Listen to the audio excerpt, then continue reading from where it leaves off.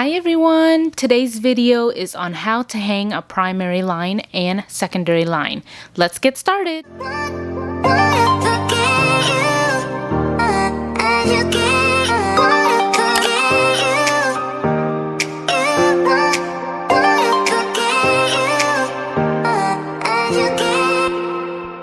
Okay, first I am gonna start by hand sanitizing my hand. Put on some clean gloves.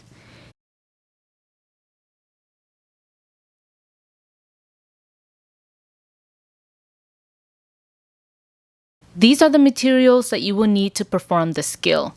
Here is my normal saline bag, my medication, secondary tubing, and primary tubing. I also grabbed a flush, some Cura's cap, and an alcohol pad. So in this video, I have broken the skill into 4 separate steps. That way it is more organized and it's easier to focus on each part without being overwhelmed. This is how I set it up in my clinical practice, and I hope this will be helpful to you. We are going to start out with part 1, checking IV patency. I am going to alcohol the end port of the patient's IV.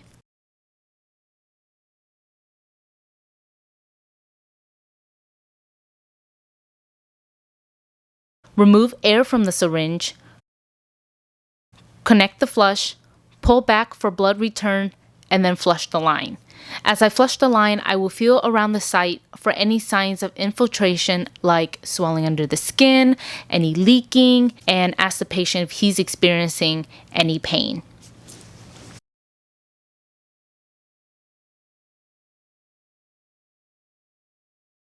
Once I verified that my IV is patent and functional, I will set the syringe down, but don't disconnect. Keep it connected to the port. This keeps a clean, closed system while I am setting up other things. I'm going to start by opening all the packaging first.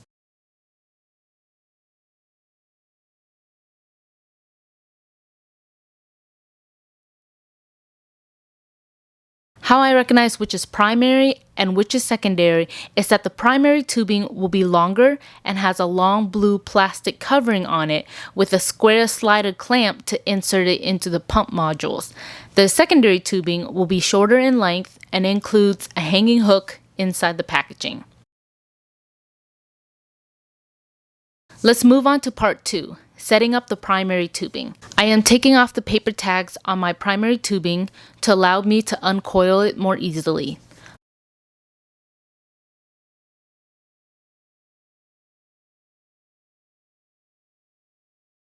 Before spiking, start out by clamping my roller clamp, rolling the wheel towards the skinny part which will clamp the tubing. Then I will grab the hanging hook and hook it onto the saline bag. Grab the end with the spiker, take off the cap on both saline bag and spiker. Ensure that the spiker stays sterile and not touch anything to avoid contamination. Spike the saline bag to break the seal and twist in to secure.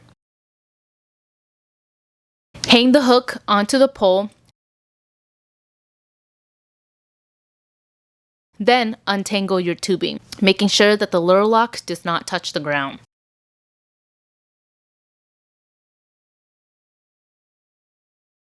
Grab the drip chamber and squeeze to fill the chamber halfway with saline. Make sure you don't fill the chamber all the way full because then you won't be able to see the drip part, which verifies that it is functioning correctly. I will now loosen the lure lock. Then slowly unroll the rolling clamp. You should see the fluids flowing down the tubing. This is called priming the tubing. Ensure that all air bubbles are removed.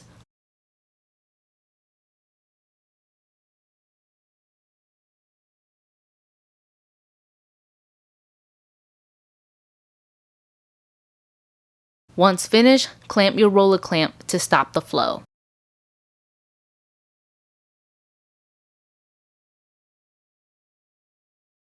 Remove the plastic blue covering, open the pump module, or sometimes called solders, by lifting up the handle and opening its door. Insert the square slided clamp into the blue compartment. drop the celastic segment on top of the module and let it slide into the openings like so. Then close the door, push the handle down to lock it into place.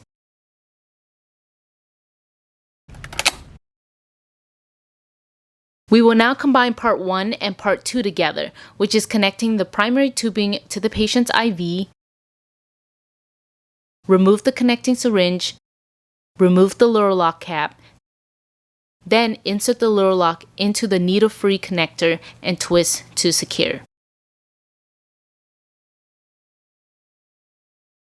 Let's go to part 3, setting up secondary tubing. Here's my medication bag. We will use vancomycin 500 mg in 250 ml of sodium chloride for this video. So prior to hanging this medication bag, I would have the doctor's order up on the screen and the medication bag right next to the screen and verify both by going through my medication rights. Repeat that at least 3 times. Also, scan the medication bag to the EMR if your institution uses that. I will now grab my secondary tubing, remove its paper tag, clamp my roller clamp, that way I don't lose any medication once I spike it. Remove both cap on the medication bag and the spiker, spike the bag and twist to secure. Make sure to keep that spiker sterile. I am now hooking my medication bag onto the pole. I will make sure that my secondary medication bag is higher than my primary saline bag. This is called IV piggyback.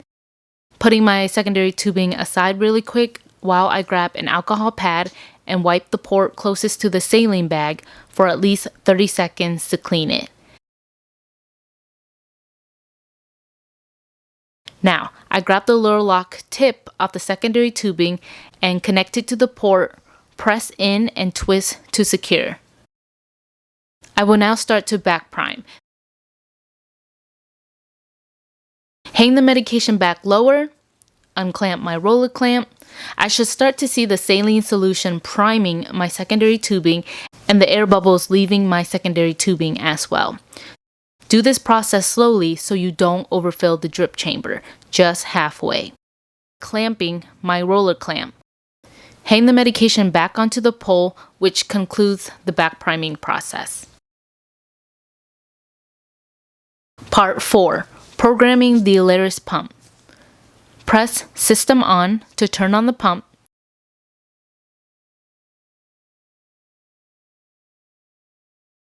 It will ask you if it's a new patient. If you press yes, you would just have to put the patient's information in. It will ask if it's an acute care adult. Yes. Then the pump will ask which pump module would you like to activate, and each pump module should have a glowing letter on it. Whichever one you want to activate, just press Channel Select on the actual pump module itself.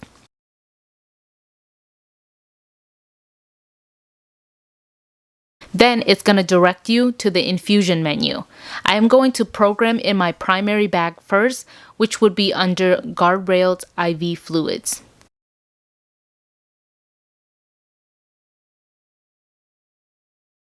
Then press Maintenance Intravenous Fluid, IVF. Verify that this is correct. Yes.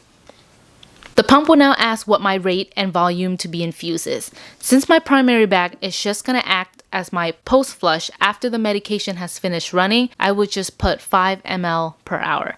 This is a slow enough rate to not clear the medication in my line too fast and to keep the vein open after, which is what we call KVO, TKO. Press volume to be infused. I am going to put in 50 ml, which is roughly enough to flush and clear the whole line of medication. Now, at the bottom, I am going to press secondary.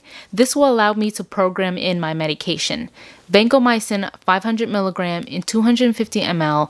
It goes by alphabetical order, so I am going to press the U to Z section, then press V section. Choose the correct medication, vancomycin. It will now ask me to choose which dosing I want to input. Our bag is 500 mg per 250 ml, so press that. It will ask you if this is correct. This is where I will take one last look at my bag and the pump to confirm that those both matches. Yes. Depending on the medication you give, some will have a clinical advisory, which is pretty much a little warning tip on the medication. Vancomycin is indeed a vesicant medication and can cause extravasation if my peripheral IV leaks.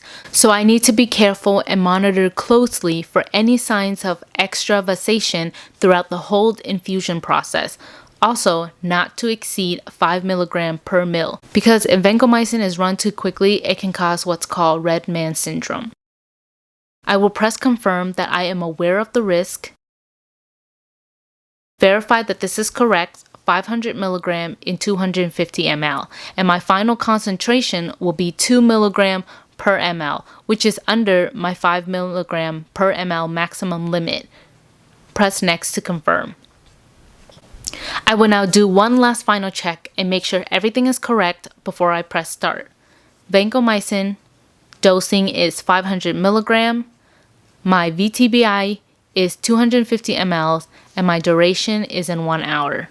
My rate is 250 ml per hour. Unclamp all my roller clamp. Press start. If the pump module is ready to go, it will showcase a green light and the medication and its rates on the screen. Let's use an example where there's a problem with the pump module. A red light will display, an alarm will sound. There will also be words on the screen to tell you what the problem is. Trace my whole line from the patient to the bag and find the source of the problem. In this case, it was occluded because my roller clamp was clamped. I unclamped on my roller clamp.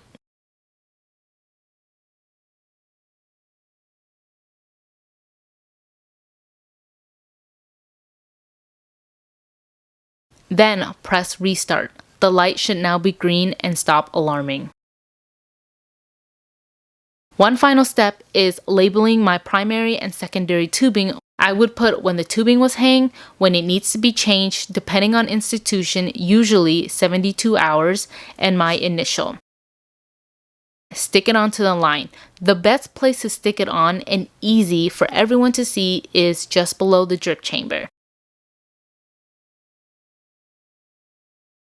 I would also check all the ports on the line that is not being used. Stick Kuros cap on it to prevent pathogens contamination.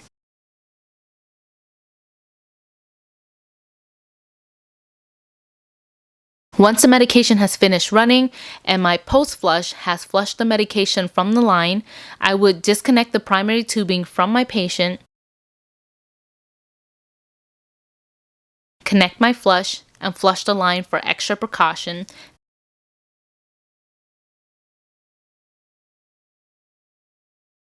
Then stick a Kuros cap and clamp the line. The line is now what we call saline lock. Thank you so much for watching. Like and subscribe for more videos. Bye!